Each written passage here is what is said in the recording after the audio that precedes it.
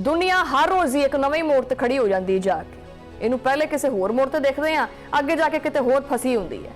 खामोशी है, खतरा बड़ा गहरा है। गोलियां नहीं चलदियां पईयां, लेकिन जंग जारी है। ये एक नवी सर्द जंग है। ईरान और अमरीका दुनिया जिहड़ी ना वो आमने सामने आ चुकी है, मगर मैदान जिहड़ा ना थोड़ा जिहा बदल गया। हुण लड़ाई जिहड़ी है वो कोई बंब गोला बरूद या टैंकां नाल नहीं हुंदी पई, बल्कि मैशत की लड़ाई चलती पई है। पाबंदियां लगदियां पईयां ने, बहरी रास्ते बंद होंदे पे ने, सफारती दरवाजे बंद पे हुए ने, और उम्मीद और किते भी जिहड़ा नज़र नहीं आ रही, बस धुंध छाई हुई है। तवानाई दीयां कीमतां जिहड़ियां ना वधन दा खर्चा है, होर पता नहीं किन्नियां वधणगीयां। आलमी मंडियां बड़ियां बेचैन ने, हर मुल्क हिसाब किताब च लग्या होया है। अग जिहड़ी है मुसलसल वधदी जा रही है। अगर वधेगी तो नुकसान किसी एक मुल्क नूं नहीं हैगा, सारे मुल्कां नूं हैगा।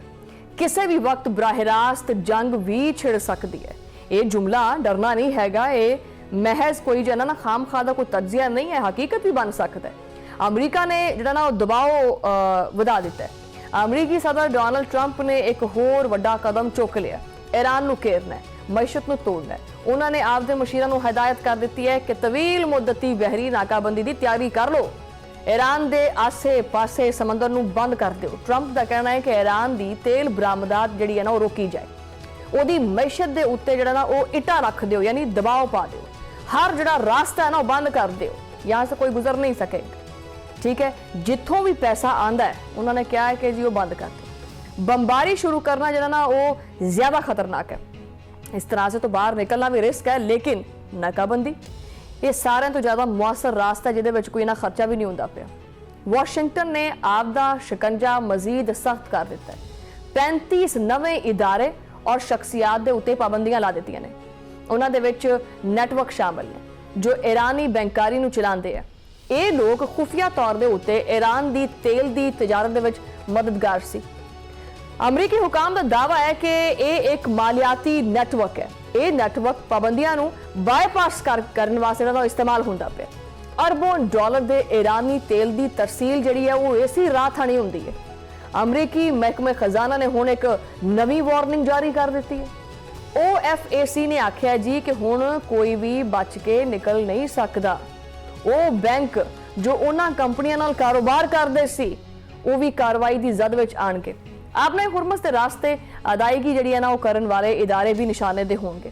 ट्रंप ने एक होर दावा भी किया। उन्होंने आख्या कि ईरान खुद कहता पिया कि वो तबाही के दहाने दे उत्ते है। हाय असीं मर गए, उनकी करिए। उन्होंने सोशल मीडिया के उत्ते लिखा है कि ईरान चाहता है कि अमरीका छेती छेती जिहड़ा ना वो आपने हुरमस खोल दे, लेकिन अमरीका तैयार नहीं हैगा। शर्तां ही बड़ियां सख्त ने, फैसला बड़ा वाज़े है। इधर ये भी खबर सामने आंदी पई है कि ईरान ने एक तजवीज़ दी है कि पहले आपने हुरमुस खोलो, बाद जिहड़ा ना कोई आपां जिहड़ा जोहरी प्रोग्राम है ये उत्ते भी गलबात कर लांगे। ये एक वड्डी पेशकश सी, लेकिन ट्रंप ने इनू मुस्तरद कर दिता है। तां करके मुज़ाकरात रुक गए ने, राह बंद हो गए ने। उधर ईरान खामोश नहीं बैठे, उसकी फौज भी तैयार हैगी। ईरानी मुसल्ह फौज के तर्जुमान ने वाज़े पैगाम दिता है कि जंग खत्म नहीं हुई और ये सिर्फ एक वक्फा है। साड़ियां फौजां हर वक्त तैयार ने और हर इवेंट जिहड़ा ना वो अलर्ट है। उन्होंने आख्या है कि दुश्मन के उत्ते ਅਸੀਂ ਭਰੋਸਾ नहीं कर सकते। साडा दुश्मन जिहड़ा ना वो गिरगट की तरह रंग बदलता, कभी की बन जाता कभी की बन जाता है। इस वास्ते असीं उहदे ते ट्रस्ट नहीं कर सकते। ट्रस्ट इशूज ने साडे अमरीका दे नाल। इस वास्ते जिहड़ी साडी जंग की तैयारी है वो जारी रखी जाएगी। नवे अहदाफ भी जिहड़े तय कीते ने। उन्होंने एक वाकया भी दस्सिया है। इस्फहान दे विच दरअंदाजी की कोशिश हुई। ईरानी ज़मीनी अफवाज ने फौरी तौर पर उत्ते रद्दअमल दिता और अमरीकी तैयारियों को निशाना बनाया गया और कार्रवाई जिहड़ी है वो नाकाम बना दी गई। एक वाज़े पैगाम सी कि ईरान पीछे नहीं हटेगा। इस कशीदा माहौल दे विच पाकिस्तान की खामोश मगर मजबूत मुतहरिक सफारतकारी हजे भी जारी है। इस्लामाबाद ने है हार नहीं मनी, वो मुसलसल कोशिश करता पिया।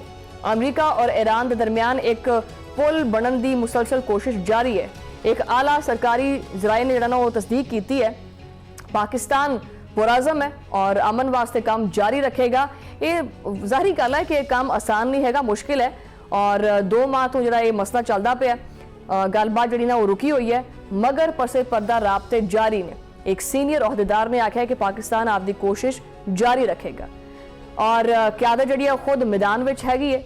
वज़ीर आज़म Shahbaz Sharif, army chief field marshal Asim Munir और नायब वज़ीर आज़म इसहाक डार, ये सारे मुतहरिक ने।